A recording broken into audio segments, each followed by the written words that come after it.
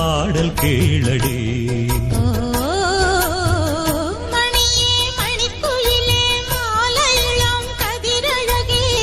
கொடியே கொடிமலரே கொடியிடையில் நடையழகே, தொட்டையிடம் பூமணக்கும் துளிர்கரமோ தொடையினைக்கும். பூமர பாவை நீயடே, இங்கு நான் பாடும் பாமர பாடல் கேளடே.